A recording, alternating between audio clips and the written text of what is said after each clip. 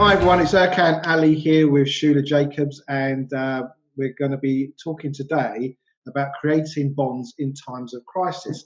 Now, this is a talk I've given not a few times. I've done with B Collaboration. I did about 7 years of talking about the idea of creating bonds, but not in times of crisis, but creating bonds in communities to collaborate and create something of value that otherwise wouldn't exist.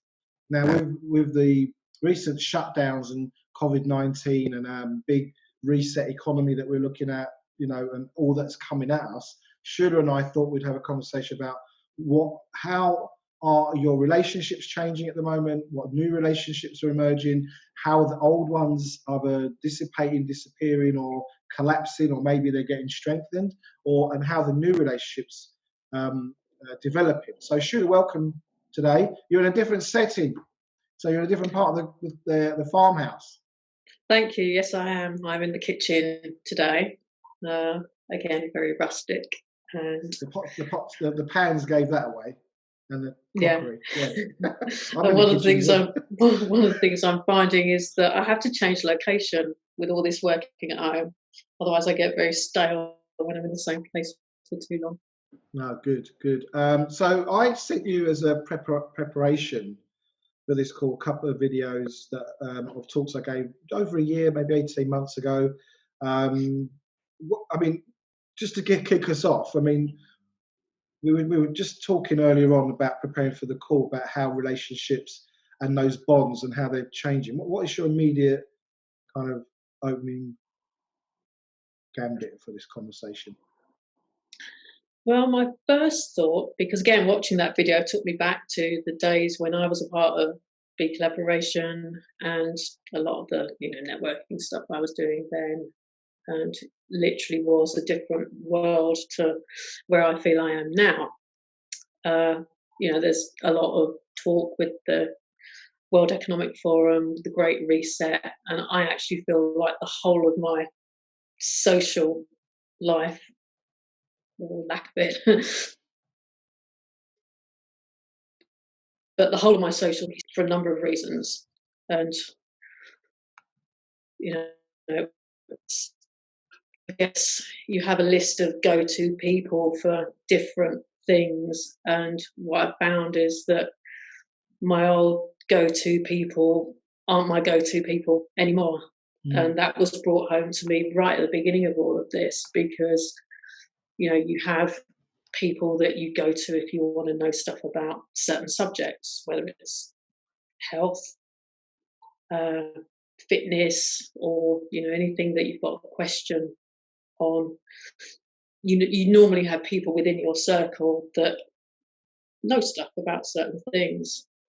And so when this all started, and I knew immediately that there was something very wrong with all of it, the first thing I thought of was, well, who do I know who's been researching all of this stuff for a lot longer than I have? And obviously that was yourself. Yeah, so I think today's conversation is going to be a bit clunkier maybe than usual, and the reason that is I think we're kind of really putting a finger on the pulse of what we're trying to articulate here, rather than come from a notion of we've already got an answer. I've definitely had answers for this subject, but I think given the current challenges and the big changes that are happening and how it's kind of up in the air, how they'll land, and how we talked about how people are divided. I think that's not by accident either. There's a lot of polarization, and I think that's part of the divide and culture strategy anyway. Whether it's left and right politics, or it's white and black, and it's rich or poor, or Liverpool, Everton, or all these kind of ways of dividing people. It's really put us in these times of uncertainty, business failures, fear of wherever you stand on what the virus is or is not, the possibility of vaccines. If you run a business, will the business be there? If you work for a business, will you be still? It seems like everybody's on edge, and what I've described as in survival. Hence the title of in times of crisis. And one way I've defined crisis with business owners I've worked in the past is this idea that there's a lack of knowledge, there's a lack of information. We don't quite know what's happening. And when information is lacking, or understanding of the situation is lacking, then what to do becomes even more thwarted, because you're not sure. Should I sell up? Should I re-up? Should I, it's like, I think your actions or how you behave in the present are largely a function of how you see things going. So that means you've got some kind of way of looking at what you already know, your past, your experience, and then projecting that knowledge into the future, which then gives you the information that you say, well, if I do this and I do that and I do that. You think about, you play chess or you play football or you're driving, you're looking ahead of you, anticipating, and I won't say predicting, but kind of having a view of how things are going to go, so you can make the best idea, implement the best actions. And I think in crisis, when you don't have that information, those go-to places, those go-to people that maybe you refer to kind of ask them. And remember, this is a beyond mainstream video, so we're talking about information that most people wouldn't have anyway. So you go to someone for, I don't like the word expert, but specialist advice, and they don't have the insight that this research and understanding has brought you, and they're giving you a view on how things are going to go, and they don't even have a lot of the information to even make those. It's just the old model trying to survive within a very big reset, paradigm shift, global event. And I think for me, I've also lost respect. It's a bit, I don't mean like that, but you're kind of like, can't really take people as seriously when they're not informed. So where are those bonds now? Where are you going to develop those bonds? How do you develop those bonds? And I think this is where we're kind of a bit clunky. I don't know what the answer to that is either. I noticed that I'm very uncertain. Whereas normally I'd be, yep, but now I'm like, yeah, how's that going to look in a world where we're all distanced and we're not going to be able to meet in large numbers? It's all, it's pretty much how much of our experience at the moment is online through screens, plastic or otherwise. So I don't know what you want to say to that. Yeah, I mean, the rule book that we used to go by has been thrown out the window, effectively. I feel very much in a situation where I'm looking at what my needs are almost moment to moment and working out how I'm going to make sure that they're met. As you know, I was part of the dance community. My thing was salsa dancing. I would be dancing 3-4 times a week, and it was a huge part of my social life. A lot of those people were very, very good friends. And so when something like that gets taken away, it leaves a huge gap. And that in itself was a big struggle. In one sense, it was filled because I knew that I needed to be close to mum and dad, because obviously not knowing how things exactly are going to play out, you want to make sure that you're as near to as possible to the people that you most care about. So getting out of Essex and getting up to Suffolk was key for me. But beyond that, I hadn't really planned anything. And so in a way, it was great moving in with mum and dad for a while, because where we'd grown apart, with me sort of not being able to see them at all, I was like a little girl back in the house and not having to worry about food, drink or anything like that. And it was nice to be able to rekindle certain things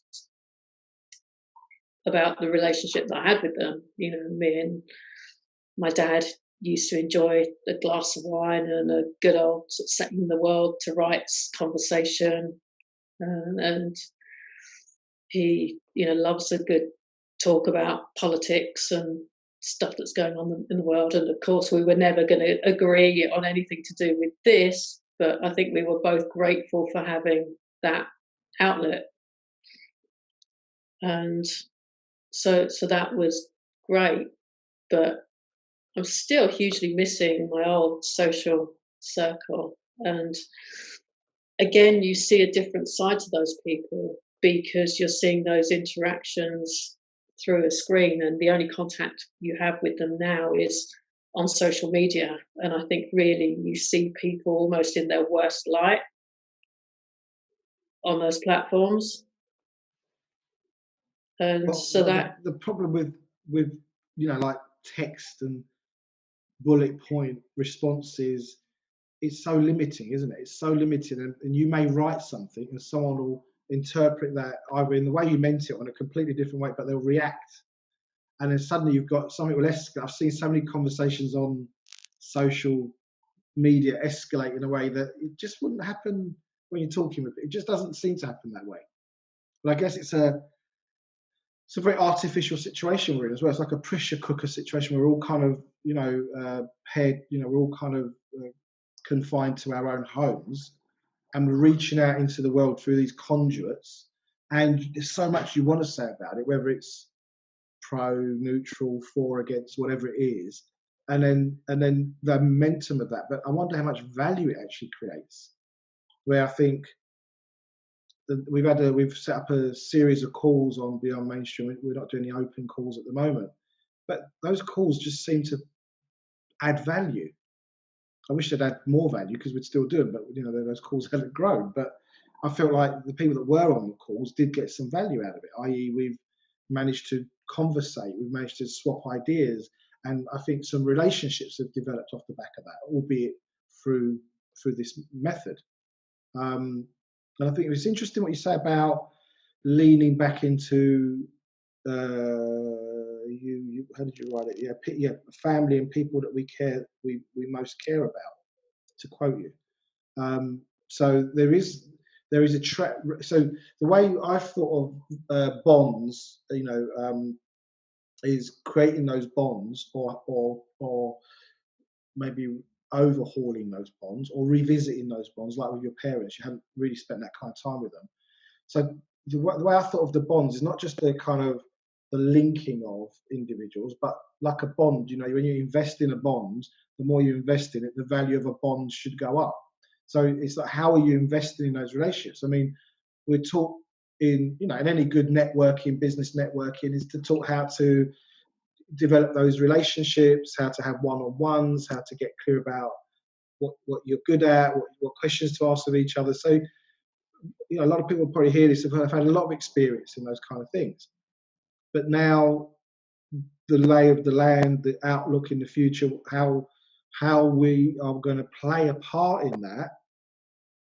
Because I think at the moment, a lot of the future looks like it's imposed, or we're instructed, even where we stand and I went into a little local tea room earlier on today with my daughters and my wife, and they had this big screen up in front of the counter, and they were wearing masks, and I'm like, how are you feeling with those masks on? And one of the women said, and she's an older lady, she must be, I would have thought mid-60s, and she said, I do feel a bit dizzy. And I'm like, you might want to check your oxygen levels because you're wearing the mask. And it's the first time I've walked into that shop, first time I've had a conversation, and my wife's looking at me like, here we go. But I mean, I just felt like this is the woman in my local shop. Do I walk in and say nothing, grab the item I bought, and not say, you might want to check your oxygen level? I mean, right there, I think is an example of creating a bond with someone where you've shown, and I didn't come over all kind of, you idiot, you're wearing a mask. I just said, how you feeling with the mask on? And she volunteered it. And I thought, and I just had that moment where I thought, don't interfere, it's none of your business. I thought, she's an older woman. And I said, you are recirculating your carbon dioxide, and you are going to restrict the amount of oxygen. You might want to get one of these oxygen meters. And they both went, oh yeah, that's a good idea. I thought, well, I thought, I know it sounds very trivial, but I think there's a lot against us having these conversations for fear of, like not a violent, not something to hit you, but like a real we talked about this on Be Inspired. We're trying the Be Inspired program at the moment, is how people just react from what they've been taught and conditioned to think, as opposed to what they found out and think for themselves. There's a big difference. I think we can elaborate a bit more on that. So, what do you make of that? I mean, are you having, outside of people you already know and people you're talking to online, how much interaction have you had with people you don't know in the last few months? I've had very little. I've been trying to do something similar to what you describe, because I'm so aware that the situation is actively trying to limit our spontaneous human interaction. So when I have been in these shopping scenarios, walking down the street, if there is an opportunity to have a little bit of spontaneous human connection, then I'll take it. It is positive in the main. There are a few people who are very resistant and very blinkered, got their mask on, and they don't want to. The body language says, "Don't come near me." But there are people who I think would very happily throw all of this regalia and this conditioning off right now I and think engage. I think that's really important. If someone is really giving you those kind of signals of, I personally feel that needs to be respected, because I think at a level they've been so conditioned that they're reacting by the way they've been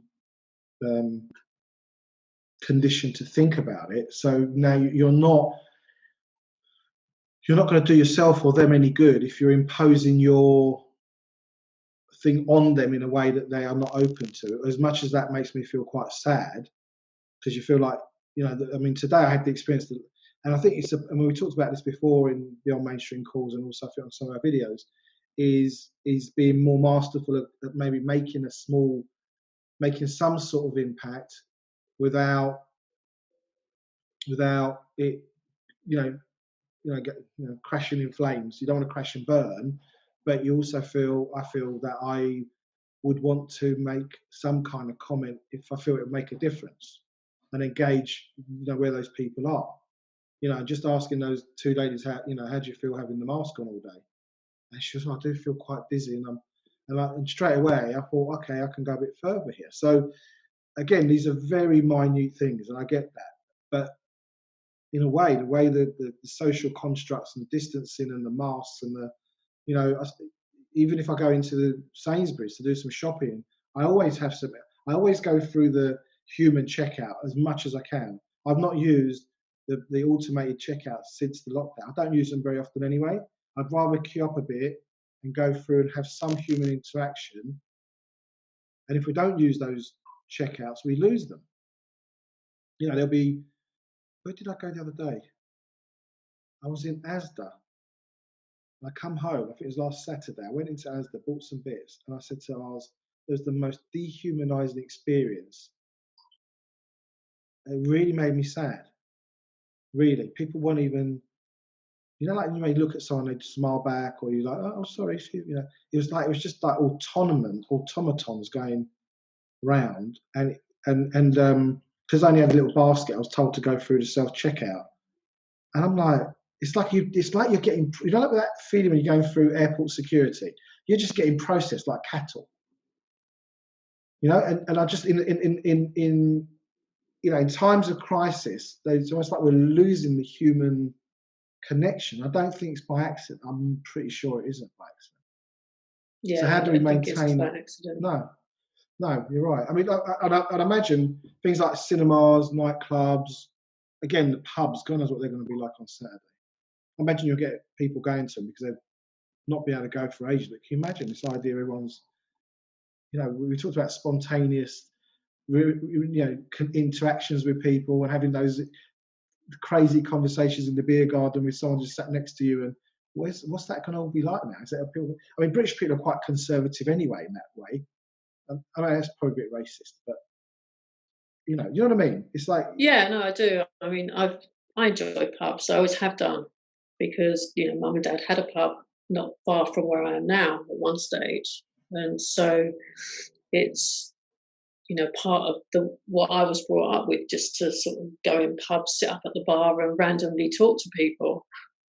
And just the thought of having to, sit in one place and not have that spontaneity, because I'm quite a spontaneous person in many ways. I do things on impulse.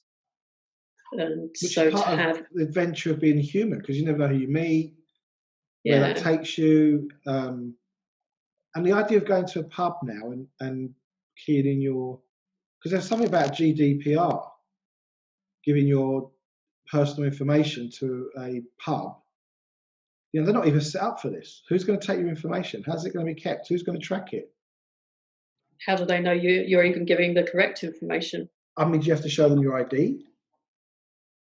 Your So papers, we're getting please. into all sorts of strange, uncharted territory here. Yeah. So, so when I think of creating bonds, what's right there for me is in person with people. With that of that generation where your relationships were developed by talking to people and having conversations with them and getting to understand what makes them think, where the commonality, the alignments are, and exploring opportunities. I mean, I don't really want to do that all online. No, me neither. For me, relationships have always been built in the real world, and they've grown organically. Not because someone says that you have to talk to this person for half an hour, and it's a scheduled meeting and you have to show up at this time. I, Yeah, you know, I like to go out and meet people when I want to meet them. yeah, I'm totally with you. So, and it's almost like our go-to people are going to be replaced by Google. Yeah, you're depressing me now. But But it's I really, think it's something that we really have to address in a very proactive way in order to maintain the bonds that we have. I mean, one of the things I've been doing is I've been doing little favors for people, not because I have to, and not through any kind of, virtue signaling, but just because people have needed stuff done. I've had the skills to do it. And I've actually built some great new friendships and relationships through doing that. And hopefully, those bonds will be long term relationships that will sort of grow. yesterday I went with my sister's partner. He owns a hairstyling salon in North London, and he had to pick up something in Hertford, and we filled the van up. Anyway, long story short, I got home at 1:30 last night after ending up in Archway, and I come home, so it was really nice to be able to help him because he needed the help. He had to get, he's got to get the salon ready for opening on Saturday. The diaries are fully booked. Can you imagine all these people, all these ladies want to get their hair done, and and I just felt really good that I was able to, one, there was a certain experience of camaraderie, and two, it's like, well, we need to do more of that. It's like you said, is find ways we can help each other, because what goes around comes around. You help me today, I help you tomorrow. I help you, you may help someone else. It's kind of like passing on the love, passing on that karmic, that consequentialism, that aggregate of being there for each other. And I think whenever I've listened to researchers or activists talk about get to know your neighbours, in times of crisis, who are you going to lean into? If we start having real major issues, your neighbours are the first people that, to my shame, I don't know anybody around here, to my shame. And I'm the kind of person that wherever I go, if I walk through Hertford, it's like, I just not maybe so much now, but it's just I've made a thing of getting to know people, being part of, and creating the experience of community. And I think all these measures that are coming are breaking that down at a phenomenal rate. And I think developing relationships takes a certain amount of confidence. Like you said, from a young age, you were used to sitting at the bar and just striking up conversation with people you didn't even know. That's not, it's not such a profound thing, but there is some skill to that, because not everyone does that. No, a lot of people think it's quite weird, but yeah. Chris Sherlock calls it chatty man. He says, wherever we go, you have to talk to people. I said, well, everywhere we go, there's people. Why wouldn't you talk to people? I'm the same. I mean, every year, me and my family go to Egypt, so we know quite a few people out there, and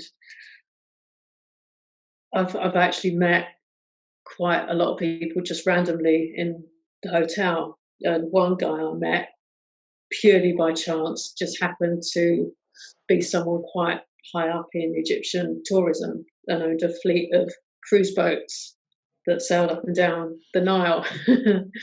But had I been spot him out and go, right, I'm having it, I'm going to speak to that guy. But he was a really nice guy, and my mum was like, she's always like quite suspicious of people in general. So she was very much like, oh, what do you want to go and talk to him for? He looks a bit dodgy to me. But, I think you just sort of suspend judgment until you actually get to know someone. And I've found that these random interactions, a lot of the time they don't go anywhere, but you do sometimes meet people that you have a lot in common with. And so I would really, really miss that if we were ever in a situation where you just couldn't go out and talk to people off the cuff and just make those connections purely through chance. I've got a question. So Saturday, are you heading down to the local pub? Are you going to, if you have to give your details, are there any instructions you have to wear face masks as well? I can't remember how we followed it. From what I can gather, and we all know that the guidelines for most of these things have not been particularly clear. From what I gather, establishments are supposed to be taking contact details. I don't know if that applies to everyone in the party. I assume it does. And from what I heard as well, if you wanted to go with the 1 metre distancing instead of 2 metres, then you would be required to wear a mask. So on principle, I won't be doing that. What do you do? Just to... I don't know. It's ludicrous, and it's a step too far for me. I feel ashamed of us, in a way, that we're kind of going along with this in a way that, oh well, what can we do? I mean, I feel the same. What can you do about it? Really, what can you do? You feel like you should be able to do something. And there must be. I think if enough of us break whatever rules they set, great. But we don't tend to do that in England. We are very good. No, we're very docile. We're very obedient. Yeah. As much as I always thought English people, I mean, you think, because I used to travel through Europe when I was younger. When England used to go away for away matches, they were like appalling. They were horrendous, weren't they? The vandalism and the hooliganism. And, they'd say, right, stay at home, can't go anywhere. Okay. We're not really that not rambunctious, I don't know if that's the word, but we're very, very compliant. Really compliant. It's like kind of, because I suppose we're the country that knows how to queue. They tell us to form a queue, and we just form a queue. You go to Turkey or Cyprus, and they say queue. People are like, you stand there, and they just come in front of you, and they go, oh, by the way, I need to. You're like, well, hold on, so I'm just talking to the guy for a minute. Anyway, mate, so we've been so ingrained in that, like that obedience, that, what is the done thing and what isn't the done thing, is like that kind of social mores or social norms. We're very well trained in that. I suppose, being British, we're very reserved and don't want to stand out, don't want to cause a fuss. You know, we don't really complain at restaurants, do we? We don't really complain. We just won't go back. No, at the moment it seems like people want even more rules. Yeah. Like, bring it on, tell us what to do. Yes. Let's get rid of this thing. You know, it's killed so many people. Well, we covered that last call, didn't we? Yeah. I don't know where else you want to go with this. I mean, I think for me, I think we're kind of almost there. Is there anything else you want to add? Yeah, I just wanted to just go on a slightly different tangent for a minute, because the other side of this is that we know the lockdown has caused extreme loneliness for an awful lot of people.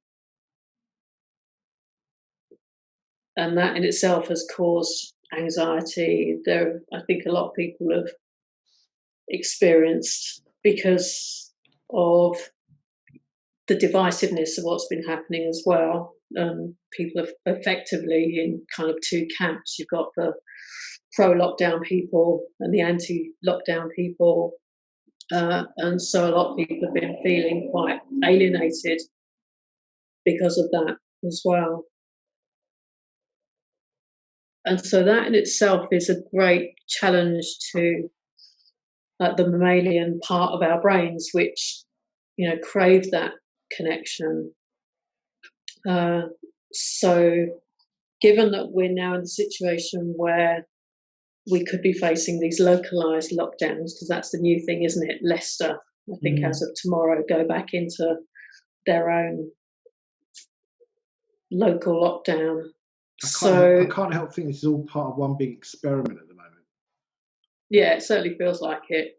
And so just as we were starting to feel that we could maybe let our guard down a bit and relax and maybe start to enjoy some of the things that we used to enjoy before, now we are feeling that we might have to just not let ourselves go and relax too much, because we might get thrown straight back into lockdown.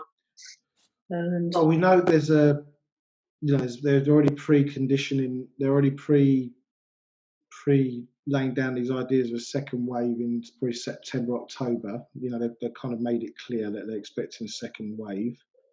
I guess this idea, I mean, you brought it up, we didn't really kind of, the idea of, not just depression, but boredom, loneliness. I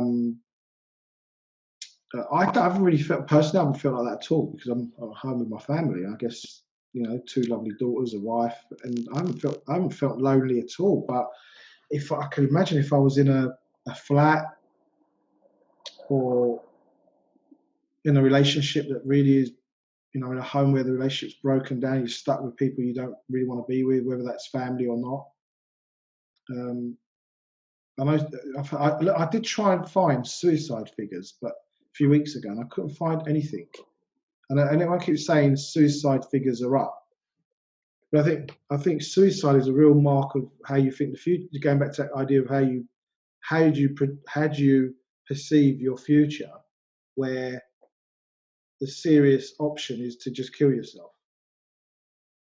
Not something I know much about, so I don't mean to come from like any kind of expertise about it, but, and I imagine there's all sorts of reasons people do, but that one thing has been said, that domestic violence is up, suicides and probably suicide attempts are up. I don't know. I can only speculate on I can only speculate on that. I mean, the thought of that is just so depressing. That people are stuck in houses where they end up hitting each other. I imagine it's mainly male on female, but it might not be. What's it doing to families? What's it doing to kids? I know my kids are struggling. You know, one of them's struggling. The other one seems to love it. It's like, right. Yeah, I mean, I've got a few single friends who obviously during the whole time the lockdown has been on have really, really struggled, and to the point where, you know, you actually see the signs of anxiety in the way they're behaving. And so I think to be in that place where, as you say, like the only option would be to take your own life, to experience that level of despair and hopelessness. And if, as we believe, this is all orchestrated, to know that this stuff is being rolled out with that as a, collateral damage, if you like, it's quite Yeah, something to sit with, really. yeah, I think so. I think you know what? I've really, this conversation hasn't gone like the last. I think it's kind of a little bit more authentic at the point that we're talking about something that maybe none of us really know what's coming. I mean, none of us really have an answer. I know there's talk of mental health issues, and I'm not one. I think the whole psychotherapy world and all that is created as an industry as well. One, to create professions, but also to create, take these pills and blah blah blah. So I'm a real advocate that you don't take anything unless you really have to. I mean, whatever that bar is. But I don't think it's. I think it's also as a. I mean, we talked about it being inspired. I think someone was saying that given that all this is going on, how, I said that the next course would be resilient. Is how do you then be resilient in the face of uncertainty, in the face of knowing how the education system works, how the money system works, knowing what big pharma's up to, looking at your government. If you've done any research, you ought to be depressed. It's a or angry, So they're natural responses. They're healthy responses when you look at the world. I think we did the Aldous Huxley quote, and I shouldn't have brought it up because I can't quote it myself, but the idea of how do you adjust to an abnormal society? Someone who's still normal in the real sense of the word can't adjust to it the way it is. You've got to look at it and be like, whether neurotic, the person that's looking at it, going, what the F is going on here? Like I said, am I the only one paying attention? Looking at it, you kind of think, am I? I mean, thank God. But I'm really glad we have Beyond Mainstream, because there's a lot of people in there, or there's enough people for me to be able, personally, to be able to connect with and have these ideas without just being ridiculed, laughed at, or just told that you're talking rubbish. That people have a certain understanding of looking behind the curtain, and they may be very. Yeah, I think there was something uneasy about this conversation for me, because in my paradigm of creating bonds was very much doing it with people and using digital or your phone or all those other things to support it. And big collaboration was all about being with people. And what I think was I was trying to work out what was it that was winding me up about having this conversation is we've now had all of that taken away for the last three and a bit months. And the game has changed so much that I don't think we have even any idea what's coming.